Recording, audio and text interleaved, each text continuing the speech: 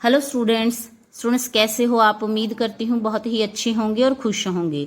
तो बेटा आज की क्लास शुरू करते हैं। आज की क्लास का टॉपिक है जर्नल एंट्रीज।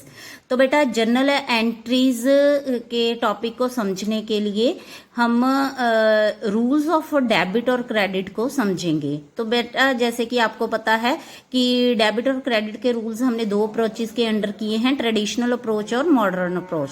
तो आज के वीडियो लेक्चर में मैं आपको ट्रेडिशनल अप्रोच के थ्रू ही डेबिट और क्रेडिट के रूल्स को यूज करके इन एंट्रीज को कैसे जर्नल में पास करना है वो समझाऊंगी। तो बेटा इस अप्रोच के अंडर तीन तरह के अकाउंट होते हैं, पर्सनल अकाउंट, रियल अकाउंट और nominal account. Personal account person से रिलेटेड होते हैं जिसमें नेचुरल पर्सन और आर्टिफिशियल पर्सन दोनों ही आते हैं। नेचुरल पर्सन जैसे राम अकाउंट, और बच्चे आर्टिफिशियल पर्सन जैसे किसी कंपनी का नाम, क्लब का नाम, बैंक का नाम एक्सेट्रा। और रियल अकाउंट बेटा बिजनेस के रिसोर्सेज को शो करते हैं जैसे कि land and building, plant and machinery, computer, furniture, cash balance, bank balance etcetera. तो नॉमिनल अकाउंट बेटा बिजनेस के एक्सपेंसेस और लॉसेस और इनकम्स और गेन से रिलेटेड होता है। तो बेटा जब भी हमने इन ट्रांजैक्शन को एनालाइज करना है तो बिजनेस के पॉइंट ऑफ व्यू से ही एनालाइज करते हुए इन रूल्स को अप्लाई करना है।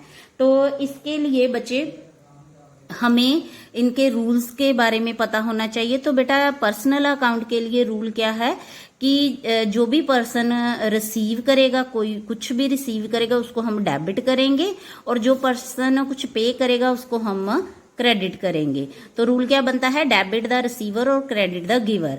और रियल अकाउंट के लिए रूल है बेटा क्योंकि ये बिजनेस की प्रॉपर्टीज होती हैं, एसेट्स होती हैं, तो बिजनेस में जब भी कोई भी एसेट आती है तो उसको हम डेबिट करते हैं, और जब भी बिजनेस से कोई एसेट जाती है तो उसको हम क्रेडिट करते हैं। तो रूल क्या होता है, debit what comes in and credit what goes out. और नॉमिनल अकाउंट के लिए बेटा रूल ये है कि जितने भी एक्सपेंसेस और लॉसेस होते हैं बिजनेस को, उनको हम डेबिट करते हैं, और जितनी भी इनकम्स और गेन्स होती हैं उनको हम क्रेडिट करते हैं। तो बेटा जर्नल का जो फॉर्मेट है वो हमने पहले भी डिस्कस किया है, एक बार आप फिर से देख लो। इसमें बेटा जो फर्स्ट कॉलम होता है वो डेट का, सेकंड कॉलम पर्टिकुलर का, थर्ड कॉलम लेजर फॉलियो का, और फोर्थ कॉलम डेबिट अमाउंट के लिए, और लास्ट कॉलम क्रेडिट अमाउंट के लिए होता है। तो बेटा डेट वाले कॉलम में जब जिस डेट पे ट्रांजैक्शन हुई होती है उस डेट को नोट करते हैं, और पर्टिकुलर में एक पर्टिकुलर बिजनेस ट्रांजैक्शन में जो भी दो अकाउंट इन्वॉल्व होते हैं, जो दो से ज्यादा अकाउंट इन्वॉल्व होते हैं, उनको हम यहाँ पे एज ए डेबिट और क्रेडिट शो करते हैं, और इसी को हम जर्नल एंट्री बोलते हैं। तो बेटा लेजर फॉलियो में हर एक अकाउंट के लिए एक लेजर बनाया जाता है जिसमें उस पर्टिकुलर अकाउंट के बारे में कंप्लीट हमें इंफॉर्मेशन मिल जाती है। तो उस लेजर फॉलियो वाले कॉलम में हम उस लेजर का नंबर लिखते हैं जहां पे हमें उस अकाउंट के बारे में कंप्लीट इंफॉर्मेशन मिलती है, जो कि एक अलग बुक में रिकॉर्ड की जाती है। तो बेटा डेबिट वाले कॉलम में हम जो भी अकाउंट डेबिट हुआ होता है उसके अमाउंट को शो करते हैं, और जो लास्ट वाला कॉलम है क्रेडिट अमाउंट, उसमें हम जो अकाउंट क्रेडिट हुआ होता है उसका अमाउंट नोट करते हैं। तो बेटा जो अकाउंट डेबिट होता है उसको हम इस तरह लिखते हैं, बिल्कुल जो हमारी डेट वाली लाइन होती है उसके साथ ही कैश अकाउंट। तो अकाउंट को हम शॉर्ट फॉर्म में इस तरह लिख सकते हैं। और बेटा इसी अकाउंट को क्योंकि ये डेबिट है ये शो करने के लिए हम लास्ट में इसकी शॉर्ट फॉर्म को लिखते हैं DR। तो बेटा जो क्रेडिट अकाउंट होता है उसको हम 2 के साथ लिखते हैं, तो इसीलिए इसके लिए अलग से CR लिखने की जरूरत नहीं होती। जब हम इसको इस लाइन से थोड़ा सा हटा के लिखते हैं 2 कैपिटल अकाउंट, जो भी अकाउंट क्रेडिट हुआ होता है, तो उसका मतलब है वो अकाउंट क्रेडिट ही हुआ है। तो इसके बाद जो भी हमने ट्रांजैक्शन रिकॉर्ड की है उसकी हम नरेशन यहाँ पे नोट कर देते हैं। तो बेटा इस जर्नल एंट्रीज के कंसेप्ट को समझने के लिए मैंने कुछ ट्रांजैक्शंस नोट की हैं। जो बेटा फर्स्ट ट्रांजैक्शन है हमारी वो ये है कि Amit started business with ₹50,000 as capital in cash. Amit ने बिजनेस स्टार्ट किया है 50,000 के साथ as a capital in cash.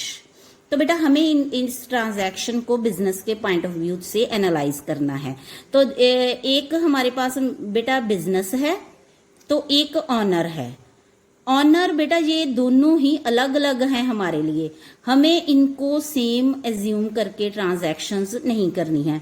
हम ये सोचेंगे कि हम बिजनेस की बुक्स में एंट्रीज कर रहे हैं, ना कि ऑनर की बुक्स में। तो इसीलिए जो भी ट्रांजैक्शन करनी है हमें बिजनेस के पॉइंट ऑफ व्यू से ही सोच के करनी है। तो ऑनर ने जो पैसा इन्वेस्ट किया है बेटा वो बिजनेस को मिला है, बिजनेस में वो पैसा आया है। तो इस तरह एक अकाउंट तो वो कैश अकाउंट हो गया, क्योंकि वो उसने कैश जो है वो इन्वेस्ट किया है बिजनेस में, तो एक अकाउंट तो कैश अकाउंट हो गया। और दूसरा बिजनेस को जिसने भी पे किया है वो कौन है? ऑनर है।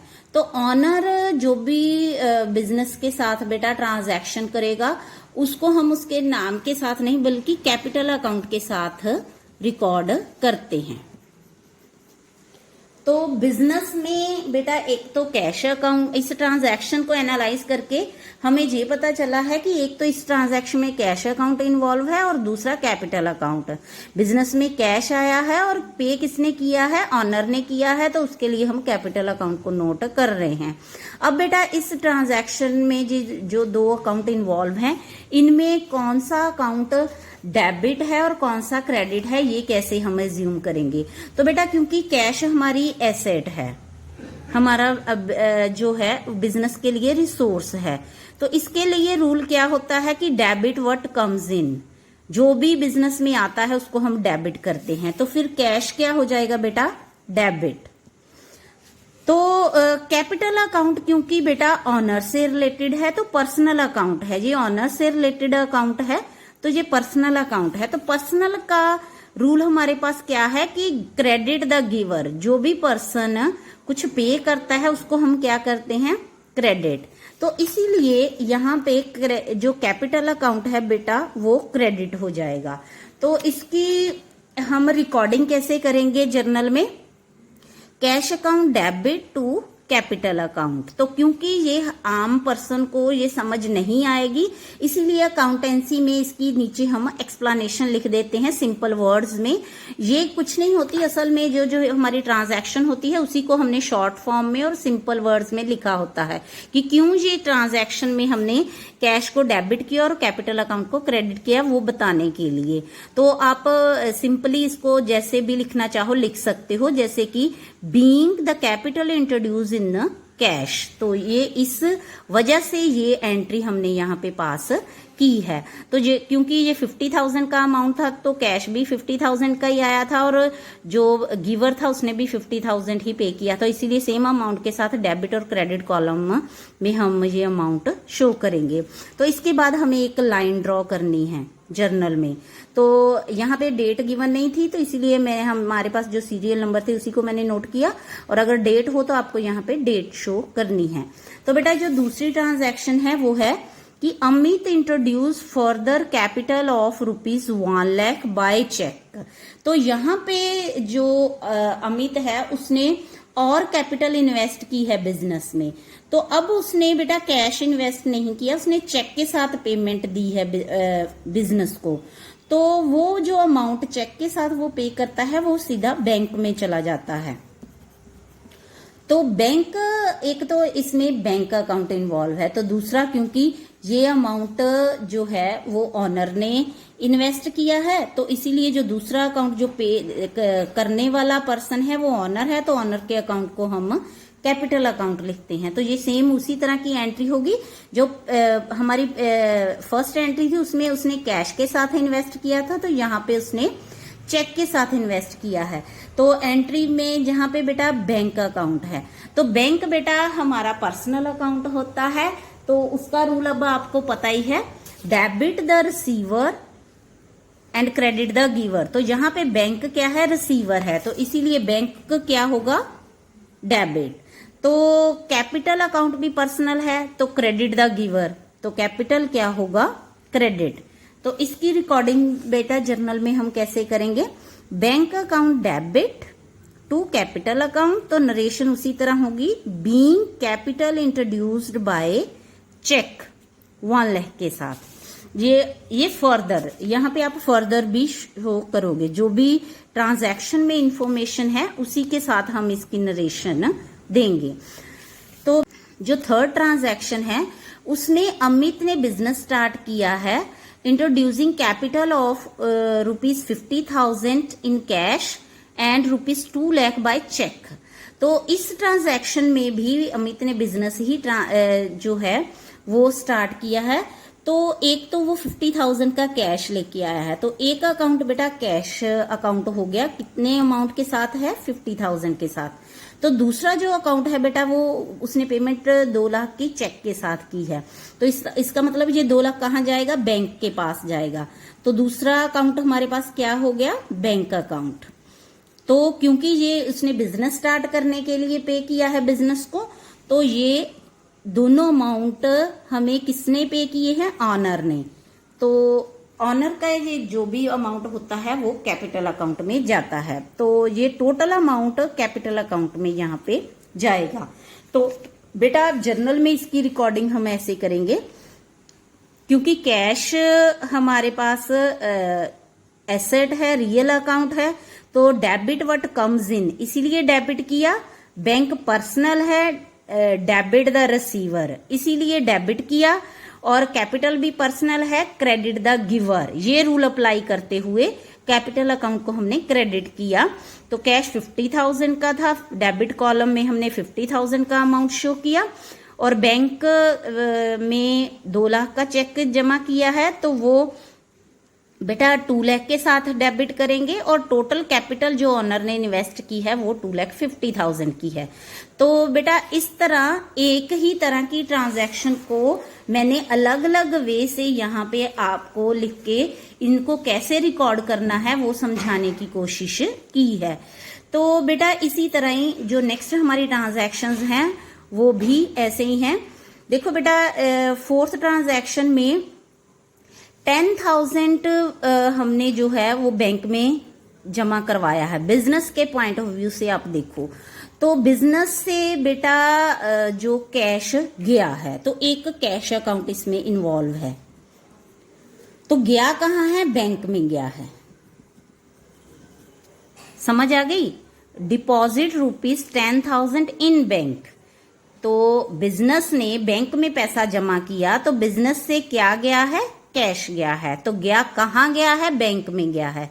तो बेटा बैंक जो है वो पर्सनल अकाउंट है, तो जो और इस समय वो कैश को रिसीव कर रहा है, तो इसीलिए ये रिसीवर है, तो बैंक यहाँ पे क्या होगा, डेबिट।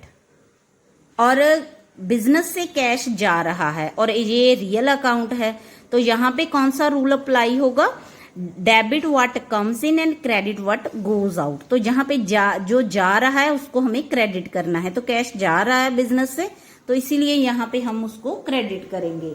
तो बेटा हमारी जो एंट्री इस ट्रांजैक्शन में बनेगी वो इस तरह होगी, bank account debit to cash account. तो अब आपको जर्नल में कैसे रिकॉर्डिंग करनी है वो तो समझ आ चुकी है। अब मैं सिर्फ एनालिसिस ही करूंगी ट्रांजैक्शंस का, और इसमें से कौन से अकाउंट डेबिट हो रहे हैं, क्रेडिट होंगे, यही आपके साथ डिस्कस करूंगी। अगर बेटा इससे रिलेटेड हमारे पास एक और जनरल एंट्री होती कि अगर बिजनेस बैंक में से अमाउंट कोई भी अमाउंट विदड्रॉ किया है, मान लो कि amount withdraw from bank, withdrawn from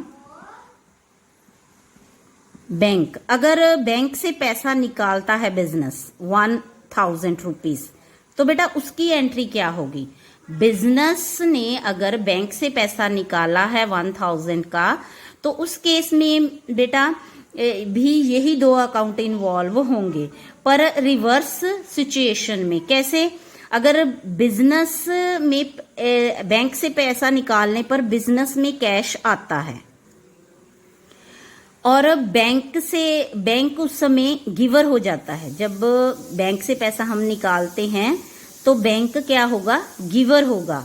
तो इसी क्योंकि बैंक पर्सनल अकाउंट है तो गिवर को हम क्रेडिट करते हैं। और कैश रियल अकाउंट है, तो जब भी कैश बिजनेस में आएगा तो उसको हम डेबिट करेंगे। तो बेटा जो इसकी रिवर्स एंट्री होगी अमाउंट विड्रॉन फ्रॉम बैंक, उसमें कैश अकाउंट डेबिट होगा और बैंक अकाउंट क्रेडिट है। याद रखना कि जब भी हम कोई सामान, ऐसा सामान खरीदते हैं जिसको हमने सेल करने के लिए खरीदा है, तो बेटा उनको हम गुड्स बोलते हैं, और इनकी जो रिकॉर्डिंग होती है बिजनेस में वो गुड्स के नाम से नहीं होती है। बिजनेस में इसकी रिकॉर्डिंग अगर इनको परचेज किया है तो परचेजेस अकाउंट के साथ होती है, और अगर इनको हमने सेल किया है तो सेल्स अकाउंट के साथ होती है। तो इससे रिलेटेड कुछ एंट्रीज अब हम समझेंगे। Purchased goods of ₹15,000 in cash. तो बेटा ये जो गुड्स की परचेज है ये कैश में भी हो सकती है और क्रेडिट में भी हो सकती है। तो जब हमारे पास क्लियरली ऐसे, जैसे कि इस ट्रांजैक्शन में लिखा है कि 15,000 कैश के साथ हमने गुड्स परचेज की हैं, तो इसका मतलब है कि ये कैश ट्रांजैक्शन ही है। तो इस ट्रांजैक्शन में एक तो परचेज अकाउंट बेटा होगा, क्योंकि हमने गुड्स को परचेज किया है तो गुड्स हमारे पास आई हैं, तो इसीलिए परचेज अकाउंट को हम यहाँ पे डेबिट करेंगे। तो दूसरा जो बेटा इस अकाउंट में अकाउंट इन्वॉल्व होगा वो होगा कैश अकाउंट। तो क्योंकि गुड्स परचेज जो हमने की है बेटा वो हमारे लिए एक्सपेंसेस हैं, तो नॉमिनल अकाउंट का जो रूल है कि debit all the expenses and losses, इसी को अप्लाई करते हुए परचेज अकाउंट को हम डेबिट करेंगे। और रियल अकाउंट, हमारा जो कैश है वो रियल अकाउंट है, तो परचेज करने से कैश जा रहा है, तो इसीलिए कैश अकाउंट को हम क्या करेंगे, क्रेडिट करेंगे 15,000 के साथ। तो बेटा इसकी नरेशन भी जब रिकॉर्डिंग करेंगे जर्नल में तो ऐसे रिकॉर्डिंग करेंगे, purchase account debit to cash account, और नरेशन होगी being goods purchased in cash. तो दूसरी परचेज की ट्रांजैक्शन कैसी हो सकती है, purchase goods of ₹75,000 against cheque. हमने गुड्स परचेज की, तो इसका मतलब एक अकाउंट इसमें परचेज अकाउंट का है। तो कैसे परचेज की, चेक के साथ, मतलब कैश पे नहीं किया, बैंक ने उसको पेमेंट की है। तो दूसरा अकाउंट बेटा क्या होगा, बैंक अकाउंट। तो परचेज एक्सपेंस है इसीलिए ये डेबिट होगा, और बैंक पर्सनल है तो जो पर्सन कुछ पे करता है उसको हम क्रेडिट करते हैं, तो इसीलिए क्रेडिट अकाउंट है, इसको हम 2 के साथ जर्नल में रिकॉर्ड करेंगे। तो नरेशन भी हम ऐसे ही लिखेंगे, being goods purchased against cheque. तो जितना भी अमाउंट है वो रिस्पेक्टिवली इनके कॉलम्स में हम रिकॉर्ड करेंगे जब हम जर्नल के बुक में इसकी रिकॉर्डिंग करेंगे, जैसे कि वो मैंने आपको पहली 3 एंट्रीज में समझा दिया है। तो इसके बाद बेटा परचेज से रिलेटेड जो और एंट्री हो सकती है वो है purchase goods of ₹5,000 in cash from Ramesh. तो यहाँ पे बेटा आप ध्यान से समझना, यहाँ पे हमें ये दिया हुआ कि हमने 5,000 की गुड्स परचेज की हैं रमेश से। तो यहाँ पे बेटा अगर नाम हमारे पास हो और ये भी बताया हो कि हमने कैश के साथ परचेज की हैं ये ट्रांजैक्शन, तो हम उस समय नाम को इग्नोर करते हुए इस ट्रांजैक्शन की कैश ट्रांजैक्शन की तरह ही रिकॉर्डिंग करेंगे।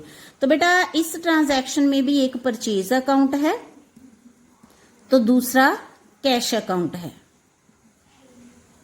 मतलब रमेश के अकाउंट को यहाँ पे हम इग्नोर कर रहे हैं। अगर कैश ना होता तो उस समय हम इस ट्रांजैक्शन को क्रेडिट ट्रांजैक्शन मानते। तो बेटा यहाँ पे जितनी भी अमाउंट की ट्रांजैक्शन हुई है उसकी हम उतने अमाउंट के साथ ट्रांजैक्शन इस तरह करेंगे। परचेज क्योंकि एक्सपेंसेस है इसीलिए डेबिट हो रहा है, और क्योंकि कैश हमसे बिजनेस से जा रहा है तो इसीलिए इसको हम क्रेडिट कर रहे हैं, ये रियल अकाउंट है। तो बेटा इसके बाद जो नेक्स्ट हमारी ट्रांजैक्शन है परचेज से रिलेटेड वो ये है कि purchase goods of ₹75,000 from Ramesh. तो बेटा यहाँ पे जो है ट्रांजैक्शन गिवन है, ये देखो इसमें हमारे पास सिर्फ एक तो परचेज अकाउंट इन्वॉल्व हो रहा है, ये पता चल रहा है, और दूसरा बेटा क्योंकि कैश के बारे में कोई भी इंफॉर्मेशन नहीं है, ना ही तो हम इस ट्रांजैक्शन को क्रेडिट ट्रांजैक्शन एज्यूम करेंगे, और हमारे पास यहाँ पे नाम भी है, तो इससे भी पता चलता है कि ये एक क्रेडिट ट्रांजैक्शन है। तो बेटा एक अकाउंट तो रमेश है, तो दूसरा अकाउंट कौन सा होगा? रमेश अकाउंट। तो बेटा परचेज क्योंकि एक्सपेंस है, तो उसको हमें इन गुड्स को हमें दिया किसने है? रमेश ने दिया है। तो यहाँ पे बेटा जो पर्सन कुछ पे करता है, गिवर होता है, उसको हम क्रेडिट करते हैं और एक्सपेंसेस को हम डेबिट करते हैं। तो बेटा जितनी भी जो ट्रांजैक्शन की है हमने परचेज से रिलेटेड, उनको आप अच्छे से समझ लो कि अगर क्लियरली लिखा हुआ हो कैश, तो उसको हम कैश ट्रांजैक्शन एज्यूम करके इस तरह से गुड्स की परचेज की एंट्री करेंगे, purchase account debit to cash account. और अगर चेक के साथ हमने परचेज की है तो उसकी एंट्री होगी purchase account debit to bank account. और अगर कैश और पर्सनल अकाउंट दोनों दिए हैं तो उसकी जो उस ट्रांजैक्शन की एंट्री भी हम कैश की तरह ही करेंगे, purchase account debit to cash. और जहां पे बेटा नाम दिया हो वहां पे हम उस ट्रांजैक्शन को क्रेडिट एज्यूम करते हुए उसकी जो एंट्री है वो इस तरह होगी, purchase account debit to Ramesh account. तो अगर बेटा इन परचेज अकाउंट्स को गुड्स को हमने वापस किया है अपने सप्लायर को जिससे हमने इसको परचेज किया था, तो बेटा उसकी एंट्री क्या होगी? अब रमेश अकाउंट, क्योंकि जिसको हम वापस कर रहे हैं वो कौन है? रिसीवर है। तो रिसीवर क्योंकि पर्सनल अकाउंट है तो इसीलिए इसको डेबिट करेंगे। तो हमने वापस किया क्या है? हमने बेटा वापस की है गुड्स। कौन सी गुड्स की हैं? Purchase return goods, purchase returns account. तो बेटा इस अकाउंट को आप रिटर्न्स आउटवर्ड भी लिख सकते हो, टू रिटर्न्स आउटवर्ड अकाउंट। ठीक है बच्चे? तो बेटा जिस तरह हमने परचेज की एंट्रीज की हैं उसी तरह हमारे पास सेल की एंट्रीज भी होंगी। तो जैसे कि मैंने आपको बताया कि गुड्स की परचेज को हम परचेज अकाउंट के साथ बिजनेस में रिकॉर्ड करते हैं, तो इसी तरह इसकी जो सेल होती है गुड्स की उसको हम सेल्स अकाउंट के साथ रिकॉर्ड करते हैं। तो जो यहाँ पे ये ट्रांजैक्शन है sold goods for ₹25,000 in cash. तो बेटा सेल की ट्रांजैक्शन भी दो तरह की हो सकती हैं, कैश ट्रांजैक्शंस और क्रेडिट ट्रांजैक्शंस। तो जहां पे क्लियरली मेंशन हो वो हमारी कैश ट्रांजैक्शन होती है। तो बेटा इस ट्रांजैक्शन में एक तो कैश अकाउंट इन्वॉल्व है, जब गुड्स को हमने सेल किया तो हमारे पास कैश आया। तो दूसरा अकाउंट क्या है? गया क्या है? हम बिजनेस से गुड्स गई हैं तो उसको हम सेल्स अकाउंट के साथ नोट करेंगे।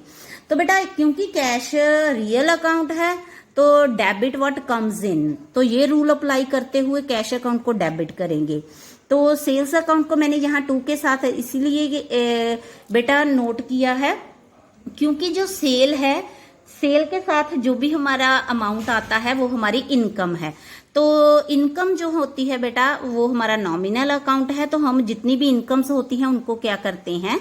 क्रेडिट करते हैं। जैसे परचेज हमारा एक्सपेंस है तो सेल हमारी इनकम है, तो इसीलिए सेल अकाउंट को यहाँ पे हमने क्रेडिट किया है। तो जो नेक्स्ट बेटा ट्रांजैक्शन है वो है sold goods for ₹50,000 against cheque. और फिर हमने सेल की है गुड्स की, पर कैसे की है? चेक के साथ की है। तो एक अकाउंट कौन सा इन्वॉल्व हो गया? Bank account. तो दूसरा अकाउंट कौन सा होगा? Sales account. गुड्स अगर बिजनेस के बैंक अकाउंट में पैसा आया है तो किसकी वजह से आया है? गुड्स को सेल करने की वजह से आया है। तो ये 2 अकाउंट इसमें इन्वॉल्व थे। तो बैंक पर्सनल अकाउंट है तो बैंक ने पैसा रिसीव किया चेक के थ्रू, तो इसीलिए यहाँ पे बैंक रिसीवर है तो इसको डेबिट करेंगे। और सेल्स क्योंकि इनकम है बिजनेस की तो इसीलिए ये यहाँ पे क्रेडिट हो रही है। तो बेटा जो दूसरी ट्रांजैक्शन है वो है sold goods to Vikram for ₹10,000 against cash. तो बेटा यहाँ पे भी देखो एक तो पर्सनल अकाउंट है और एक कैश है। जब दोनों ही अकाउंट ऐसे हों ट्रांजैक्शन में, तो हम कैश अकाउंट को इंपॉर्टेंस देंगे, पर्सनल अकाउंट को इंपॉर्टेंस नहीं देंगे, इसको इग्नोर करेंगे।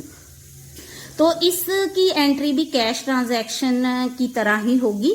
कैश बिजनेस में आया है सेल की वजह से, और किसकी वजह से आया है? सेल की वजह से आया है। तो सेल हमारी इनकम है, इसीलिए इसको हम क्रेडिट करेंगे। ये हमारी जो हमने 10th ट्रांजैक्शन की थी, ये सेम उसी तरह की ही होगी।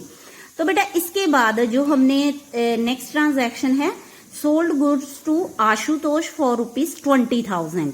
हमने आशुतोष को गुड्स सेल की हैं 20,000 की। तो बेटा यहाँ पे कुछ भी क्लियरली मेंशन नहीं है कि गुड्स कैश सेल की है या क्रेडिट, पर क्योंकि पर्सनल अकाउंट है तो हम ये एज्यूम करते हैं ऐसे केस में कि ये क्रेडिट ट्रांजैक्शन है।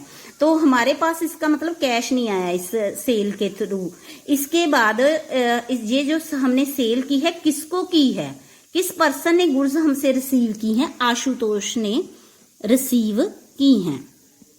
तो आशुतोष पर्सनल अकाउंट है, तो ये गुड्स को रिसीव कर रहा है बिजनेस से, तो ये डेबिट होगा debit the receiver, personal account वाला फॉर्मूला। तो उसके बाद क्योंकि ये क्यों रिसीव कर रहा है? सेल की वजह से। तो सेल हमारी क्या है? इनकम। तो सेल्स अकाउंट यहाँ पे क्या होगा? क्रेडिट।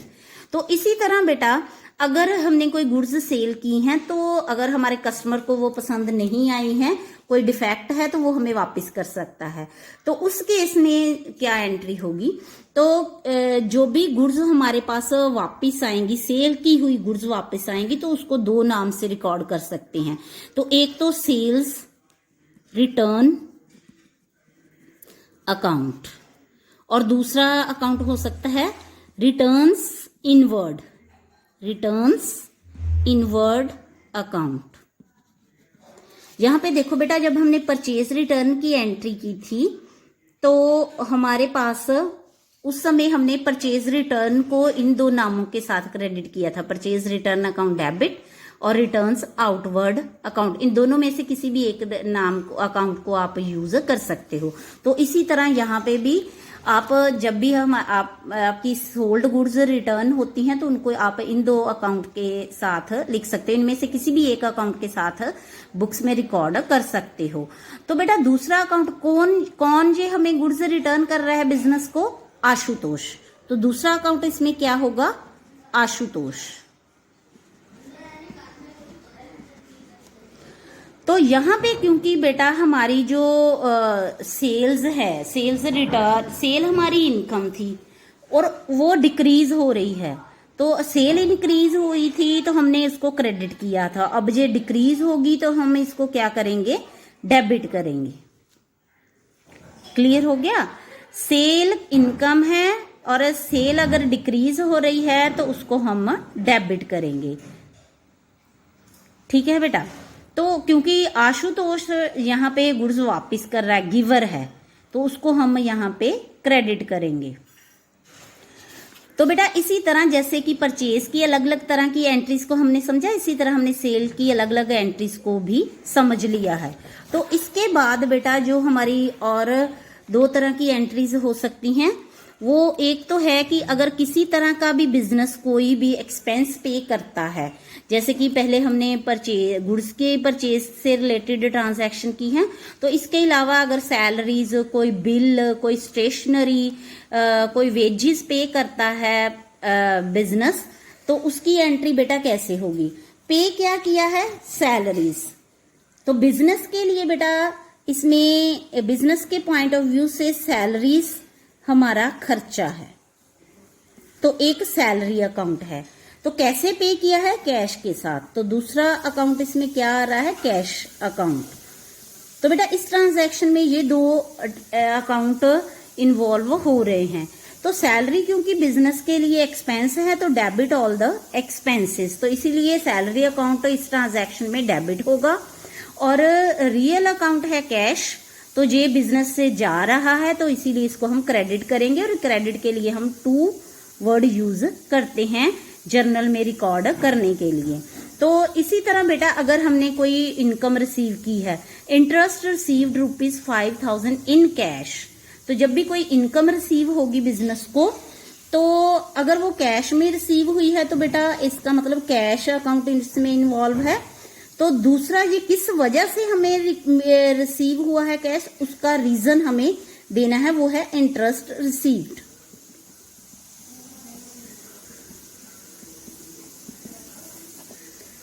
Interest received account. तो बेटा क्योंकि इनकम रिसीव करने से हमारे पास कैश आया है, तो डेबिट व्हाट कम्स इन, इस रूल को अप्लाई करते हुए कैश अकाउंट डेबिट होगा, और credit all the incomes and gains, इस रूल को अप्लाई करते हुए income interest received account credit होगा। तो बेटा कई बार ऐसा भी होता है कि अगर हमने कोई भी नॉमिनल अकाउंट की कोई हमारी ट्रांजैक्शन है, मान लो कि हमने यहाँ पे ट्रांजैक्शन ऐसे नोट की है, हमारे पास ऐसी ट्रांजैक्शन है कि सैलरी पेड टू मोहन ₹1000। तो यहाँ पे बेटा हम मोहन भी हमारे पास एक तो पर्सनल अकाउंट है और दूसरा हमारे पास नॉमिनल अकाउंट है। तो यहाँ पे मोहन रिसीवर है और दूसरा हमारे पास जो हमारा एक्सपेंस है सैलरीज वो शो हो रहा है। तो इसमें हम पर्सनल अकाउंट को इग्नोर करेंगे और जो हमारा नॉमिनल अकाउंट है उस अकाउंट को प्रेफरेंस देंगे और उसी को ही रिकॉर्डिंग में, जर्नल की रिकॉर्डिंग में नोट करेंगे। तो एक अकाउंट हमारा यहाँ पे बेटा सैलरीज अकाउंट हो जाएगा। तो दूसरा अकाउंट हमने क्या किया है, उनको कैश पे किया है, तो दूसरा अकाउंट इस तरह की एंट्री में कैश अकाउंट होगा। तो यहाँ पे बेटा आप ध्यान रखना कि अगर इस तरह की कोई ट्रांजैक्शन होती है जहां पे नॉमिनल और पर्सनल दोनों अकाउंट हो, तो हम पर्सनल अकाउंट को इग्नोर करते हैं और नॉमिनल अकाउंट को ही रिकॉर्ड करते हैं। तो बेटा इसी तरह अगर हमने मान लो कि शाम से कमीशन रिसीव किया है, कमीशन रिसीव्ड फ्रॉम शाम ₹500। तो बेटा जब हम कमीशन रिसीव करेंगे तो हमारे पास कैश आएगा, तो एक अकाउंट हो गया कैश। तो दूसरा हमने वो शाम से रिसीव किया है, तो जहां पे शाम पर्सनल अकाउंट है तो इसको हम इग्नोर करेंगे। पर क्यों रिसीव किया है, जिस इनकम की वजह से हमने इसको रिसीव किया हम उसको रिकॉर्ड करेंगे commission received account. To commission received account, मतलब नॉमिनल अकाउंट जहां भी होगा उस केस में हम पर्सनल अकाउंट को इग्नोर करते हुए उस नॉमिनल अकाउंट की रिकॉर्डिंग करेंगे। हमने कैश क्यों रिसीव किया, इनकम की वजह से, और वो इनकम कौन सी है, कमीशन रिसीव्ड अकाउंट। तो स्टूडेंट आज का वीडियो लेक्चर इतना ही। मैंने कोशिश की है कि जो सिंपल टाइप की जितनी भी ट्रांजैक्शन है उनको इस वीडियो लेक्चर में मैं आपको समझा सकूं। हम अपने नेक्स्ट वीडियो लेक्चर में इससे रिलेटेड जो और हमारी जर्नल एंट्रीज है उसको समझेंगे। अब आप इससे रिलेटेड जितने भी न्यूमेरिकल है वो सॉल्व करने की कोशिश करना, और अगर कोई कंफ्यूजन होती है तो मुझे कमेंट बॉक्स में जरूर लिखना। God bless you, be happy.